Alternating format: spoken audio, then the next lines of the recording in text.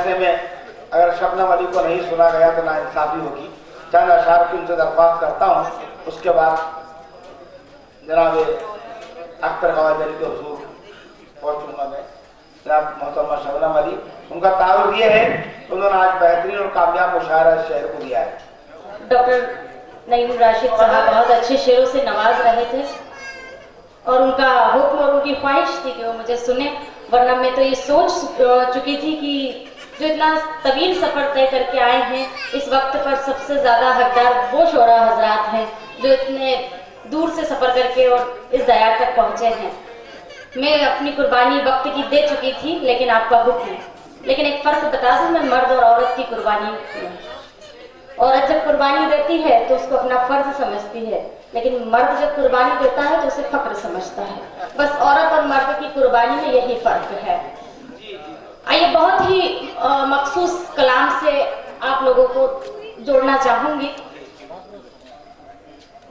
लेकिन उससे पहले एक बात जितने भी लोग यहाँ मौजूद हैं पूरे दावे के साथ ये कहना चाहूँगी कि इस डाइस पर हमारे बुलाए गए मेहमान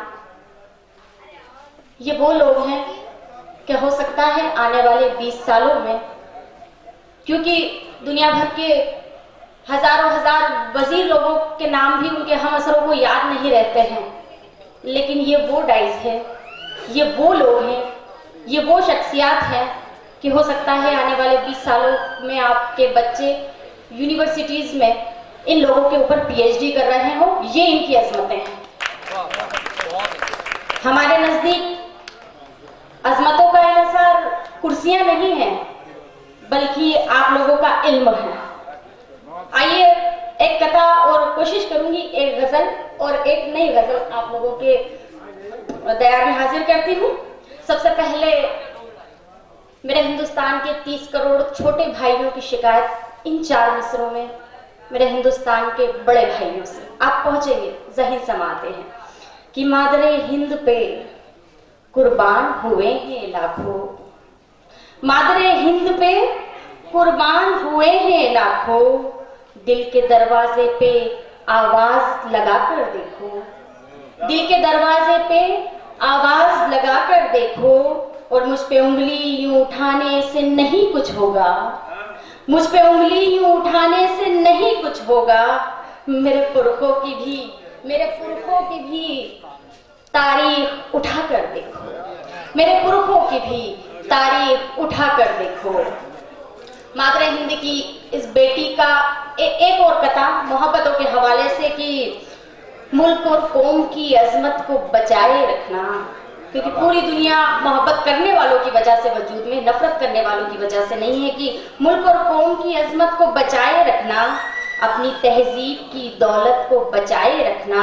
और मादरे हिंद की बेटी की गुजारिश ये रही, अपने सीने में मोहब्बत को बचाए रखना, अपने सीने में मोहब्बत को बचाए रखना। एक कथा जिसमें आप थोड़ा सा कर्व महसूस करेंगे, एक औरत का कर्व महसूस कीजिए।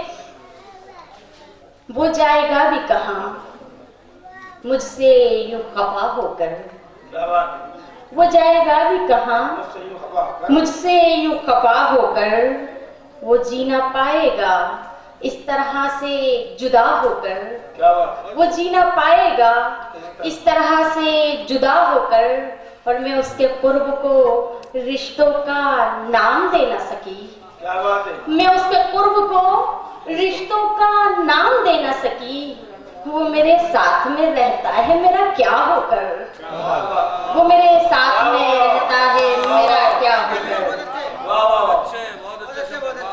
हर शायर के लिए हर नई गजल एक हादसा होती है। मेरी गजल के मतले तक आप पहुंचेंगे। गुज़िश्ता कुछ दिनों पहले मेरी जवान भाभी का इंतकाल हुआ, 2 छोटी बच्चियां छोड़कर। मेरी जिंदगी ने एक नया मोड़ लिया, तब एक मतला होता है। एक बात और इस मतले के पहले कहना चाहूंगी कि जब एक औरत की जिम्मेदारी की बात करते हैं, एक औरत के मुकम्मल होने की हम जब बात करते हैं, तो औरत के मुकम्मल होने के लिए ना तो उसका जिस्म और ना ही उसकी उम्र, बल्कि उसकी जिम्मेदार होती है कि मैं अब घर की जरूरत हो गई हूँ, मैं अब घर की जरूरत हो गई हूँ, मुकम्मल एक औरत हो गई हूँ। क्या बात है, वाह वाह। मैं अब घर की जरूरत हो गई हूँ, मुकम्मल एक औरत हो गई हूँ, और जहाँ पर तुम पहुँचना चाहते हो, जहाँ पर तुम पहुँचना चाहते हो, मैं उस मंजिल से रुखसत हो गई हूँ।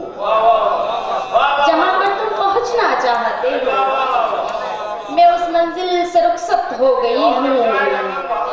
और मोहब्बत में वो दिन भी आ गया है, मोहब्बत में वो दिन भी आ गया है, मैं उसके सर की कीमत हो गई हूँ। मोहब्बत में वो दिन भी आ गया है, मोहब्बत में वो दिन भी आ गया है, मैं उसके सर की कीमत हो गई हूँ।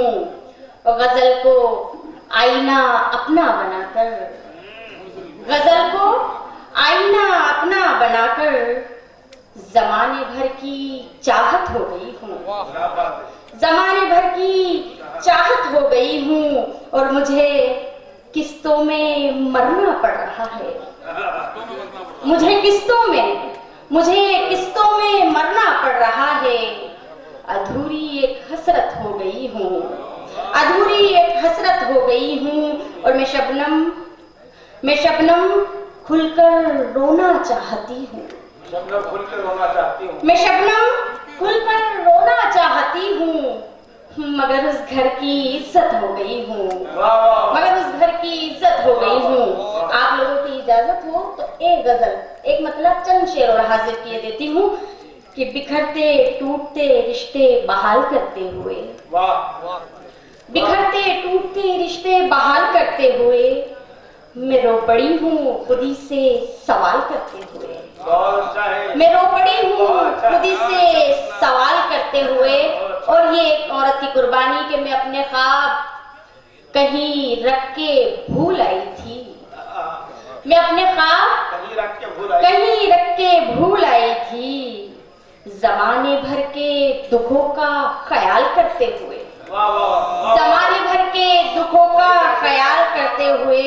और मैं उम्र भर न कोई बात कह सकी उससे, मैं उम्र भर न कोई बात कह सकी उससे, कहाँ से मैं गुजरी मलाल करते हुए, कहाँ से मैं गुजरी मलाल करते हुए। और मक्ता देखें कि वो राह जिस पे गुजरने में लोग कांपते थे, वो राह जिस पे गुजरने में लोग कांपते थे, गुजर गई वहाँ शबनम कमाल करते हुए, गुजर गई वहाँ शबनम कमाल करते हुए। एक मतलब और दो तीन शेर कि बदन की शाख पे कोई समर नहीं आया, बदन की शाख पे कोई समर नहीं आया, वो बारिशों की तरह लौट कर नहीं आया, वो बारिशों की तरह लौट कर नहीं आया। और मैं उसके साथ खलाओं में घूमती ही रही। ये एक शेर जिसकी वजह से पूरी गजल वजूद में आई है।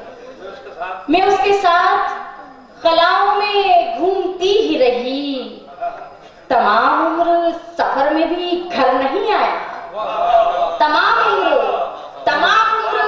सफर में भी घर नहीं आया। और उसे तो लम्स की पुरवाइयों से मतलब था,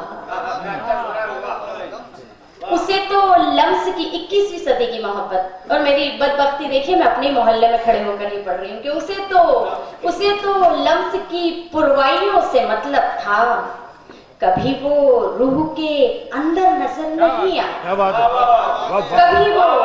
कभी वो रूह के अंदर नजर नहीं आया। और बहुत दिनों से तो कोई ख्वाब भी नहीं देखा, बहुत दिनों से कोई ख्वाब भी नहीं, बहुत दिनों से कोई ख्वाब तो कोई ख्वाब भी नहीं देखा, बहुत दिनों से कोई ख्वाब भी नहीं, बहुत दिनों से तो वो भी इधर नहीं आया। उस्ताद की मौजूदगी यही कमाल करती है। बहुत दिनों से कोई मेरे मोहतरम वो बहुत जल्दी पकड़ लेते हैं। अगर आप वजन से थोड़े से भी डगमगा रहे हैं, किसी और बात पर गुस्सा हो ना हो, लेकिन उस पर उनकी तेवरियां चढ़ जाती हैं कि भाई थोड़ा भी बेवजन नहीं होना चाहिए। मैं आपकी अजमतों को सलाम करती हूँ। कि बहुत दिनों से कोई ख्वाब भी नहीं देखा, बहुत दिनों से तो वो भी इधर नहीं आया, और समंदरों का सफर भी अजीब था शबनम। क्या बात है। समंदरों का सफर भी अजीब था शबनम, वो साथ था तो कहीं भी भंवर नहीं आया, वो साथ था तो कहीं भी भंवर नहीं आया। बहुत बहुत शुक्रिया, जहमत यहीं तक।